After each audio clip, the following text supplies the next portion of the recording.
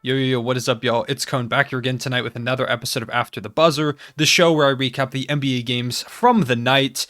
It's been a little bit since I've done one of these, so we'll see if I'm rusty at all, but the reason I haven't been kind of around doing these is because if you haven't been paying attention to my channel or my Twitter, which you should do both, so go follow and make sure to subscribe to the channel. Leave a like on this video while you're at it. Let's see if we can hit 75, maybe. That's a decent goal. But I went to OKC for the first time to go see a couple of Thunder games. It was a ton of fun. I dropped the first half of that trip in a vlog a couple days ago. The second half of that is going to come out tomorrow right around 5 p.m. Eastern time. So if you want to see that second half of the vlog, or if you haven't seen the first one, go check that out. The second half of the vlog coming soon, like I said. In the first half, I got to meet Poku. I got to see, like I mentioned, my first Thunder game ever. It was super fun. And then in the second one, I kind of looked around OKC. I got to meet Sam Presti and sit courtside at a Thunder game, which was amazing. So make sure you don't miss out on the second half of that vlog, like I said, coming out tomorrow.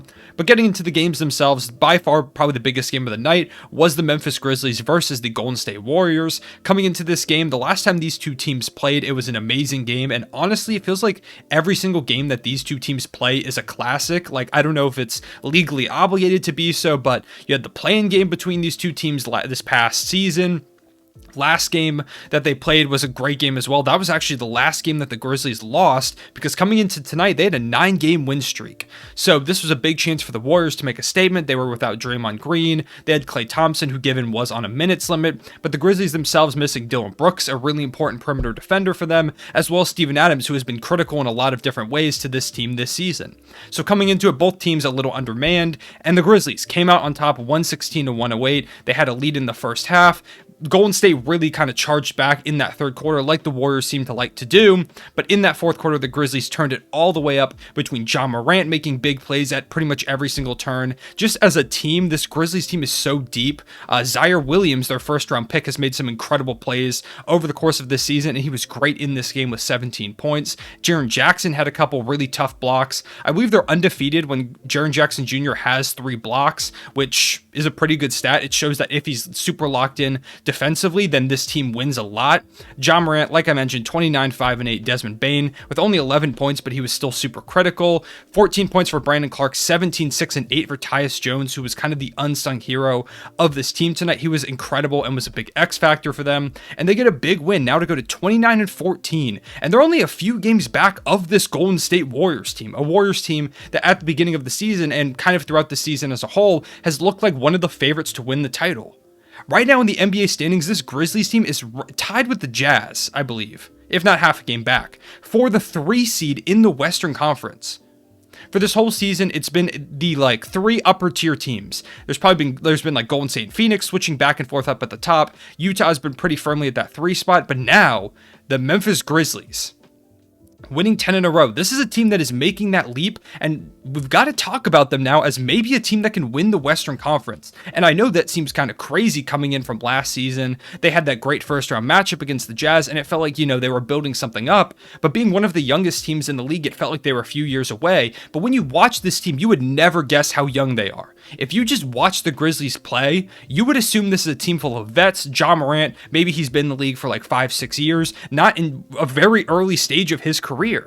What he's doing, his leap to stardom and almost superstardom, depending on what your definition of a superstar is. Ja Morant is pretty clearly a top 15 player. He's played like the second best guard in the league behind Steph Curry over the course of this season. You could argue he could be an all-NBA first teamer if we ended the season today. That's how good he has been. So when you look at this Grizzlies team, while they are young, they're so deep. They've got a burgeoning star, and it feels like a team that, even though they're young, can make that run. If they get hot, if they get on a roll, they were winning even without Ja Morant. Without Ja Morant, they've got an incredible record this season. And now that Ja Morant's back, they're rattling off wins over and over and over. They start the first 2 games that Ja came back, 0-2. People were talking crazy about him. There were those Grizzlies fans sitting courtside who were saying, "Oh, we were better off without Ja Morant," or "Go back on the injury list," whatever. Ja Morant deactivated his social media for a little bit and came back, and now they've won 10 straight, which is a franchise record. They just play such good basketball. And they're a team that thrives in those big time moments, which is something you kind of don't see often with really young teams. A lot of young teams struggle in those big time moments. You've got a Warriors team with Steph Curry, Klay Thompson, guys that have been there and done that before. even some of the vets on this team for the Warriors, they've been there. They know what the playoffs are like. This Grizzlies team has only gotten their first real experience at the playoffs last season. And even then, you've got a guy like Zaire Williams who hasn't quite been in these big time moments that often on an NBA court. This was a game that very clearly had a playoff atmosphere. I'm not saying it was quite up to the level of the playoffs, but it had a playoff atmosphere to it. Watching these two teams go back and forth, trade blows. And Zaire Williams, a super young player, stepped up big with 17 points. They don't feel like a young team despite being one. And that's something that should terrify the rest of the league because they've got so much room to grow and get better. To me, they kind of have a feeling of the Golden State Warriors right before they kind of popped off and they won the championship in 2014-15. Now, I'm not saying they're going to go on to be like a 73-9 team. I'm not saying Ja Morant is as good as Steph Curry or will be as good as Steph Curry, but he is in that role of a Steph Curry where he is that kind of a rising superstar type player where it feels like he's a guy that could definitely win MVP a few years down the line. And hell, even this year, he's a guy who's in that conversation. Because when you look at this Grizzlies team, what they're doing, he is so critical to the success that they have and the way that he just steps up game after game after game. He deserves to be in that conversation for the MVP. I 100% think he does.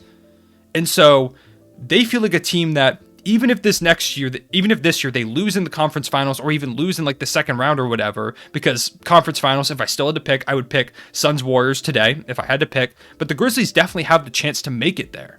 So whether they lose in the second round, first round, Western Conference Finals, whatever it is they lose, I don't think they'll lose in the first round. I think they're too good. But wherever they lose, or hell, what if maybe they win the title? But assuming they lose somewhere, next year they could come back in such a big way where coming into next season, whatever this Grizzlies team does this year, the Grizzlies are going to be a lot of people's dark horse team to make another leap and be the best team in the West and be a team that wins the finals or wins the Western Conference at least.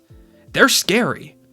They're one star piece away from being terrifying. And that star piece may already be on their roster. Like I mentioned, Zaire Williams is a great player. Desmond Bane he's growing every single game. And the way that he's improved from last season to this one, he just feels like he's destined to be a guy that's going to be in some all-star conversation someday. Ja Morant, superstar caliber player, if not now, some point soon. They are incredible. What the Grizzlies have done, the rebuild that they've pulled off, and winning this game is kind of a huge statement that, hey, not only are we going to be here now or in the future, but we're not going anywhere. This 10-game win streak, this isn't a fluke. We are here to stay for a long time. This Grizzlies core is special, and they're going to be a big powerhouse. They're coming for the crown in that Western Conference. They're a team that's going to start to become a staple at the upper echelon of the Western Conference. Because not only are they great now, but they're one of the youngest teams in the league. And they've got a lot more room to grow.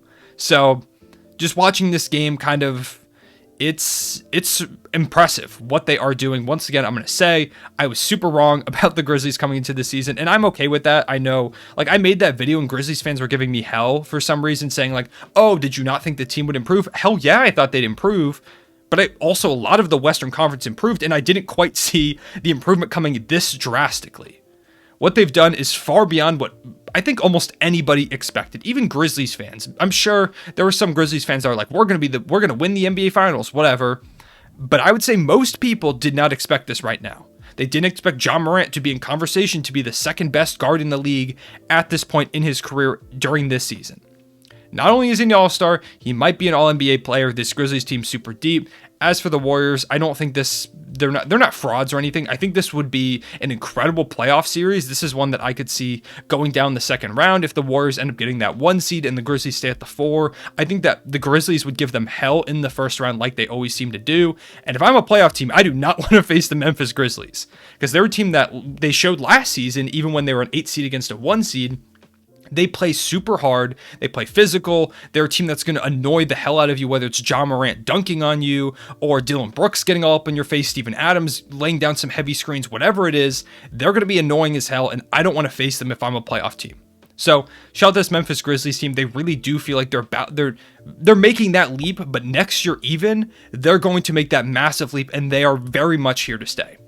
Moving on from that game, I know I talked about that one for a long time, so I don't have a lot of time to talk about these other ones. I do want to hit on the OKC game, losing by 4 points. Kyle Kuzma has been destroying not just us, but teams across the league. He had 29, 5, and 3 tonight. He was super impressive.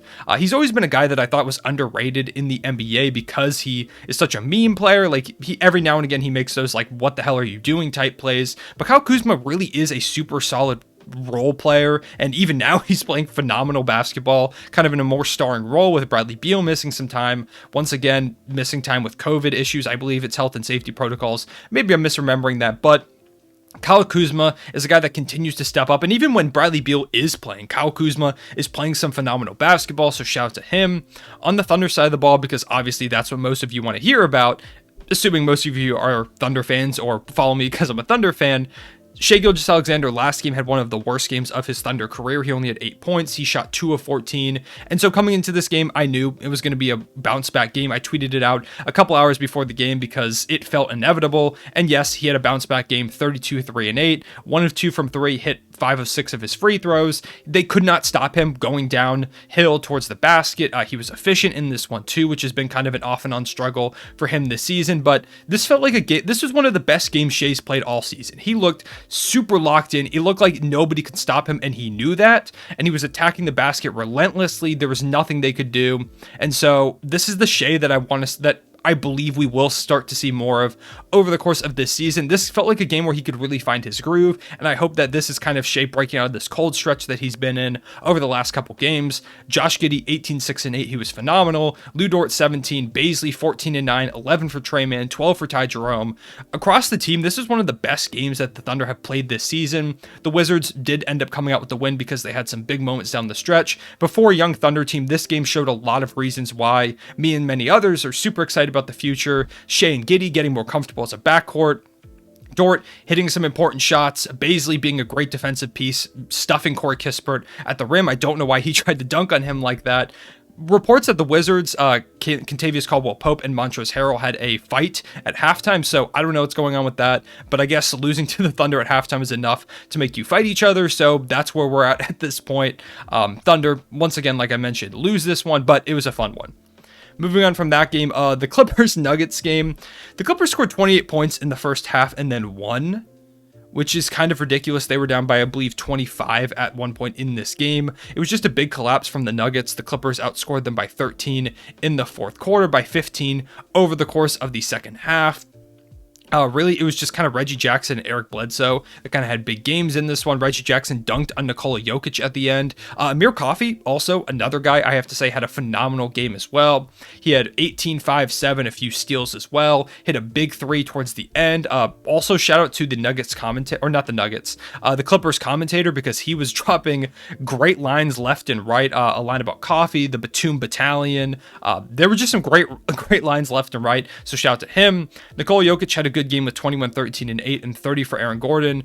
But outside of them, nothing much. I don't know why Campazzo played so many minutes in this one. It felt like they would have been better off with a lot of other guys out there, whether it's Bones Highland, Jeff Green.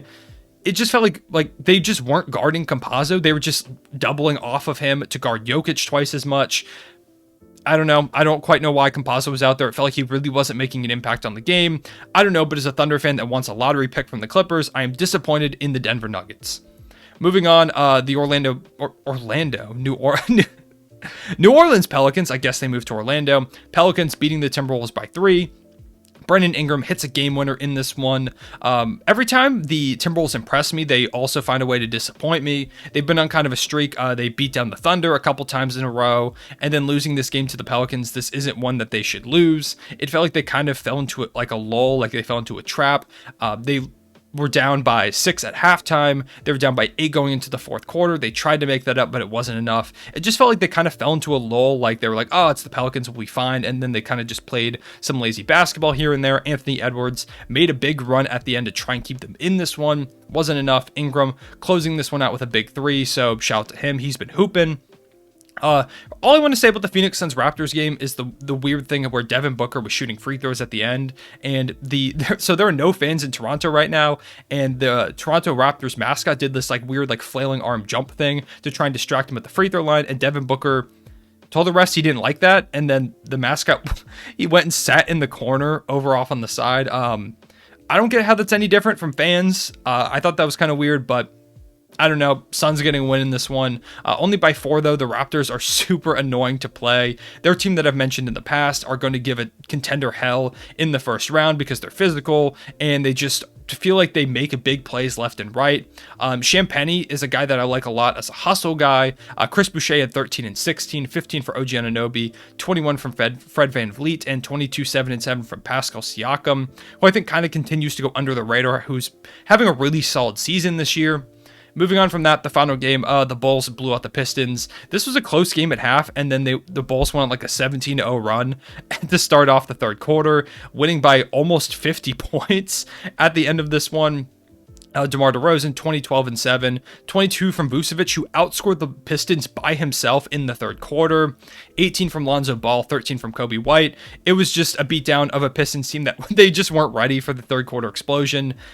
Didn't stand a chance. So those were the games from tonight. Let me know what your favorite performance was of the game. What were some of your takeaways? What was your favorite game of the night? And let me know what you think about the Memphis Grizzlies as a team as going into the future. Do you think they could win a title this season? Do you think that it's kind of a little too early and that maybe next year is their year to finally make that push? Let me know in the comment section below. If you made it to this point, drop a, let's go with the John Morant is a superstar in the comment section below to let me know that you made it to the end. Please make sure to leave a like and subscribe. I appreciate y'all watching. I will see you all later. Real one.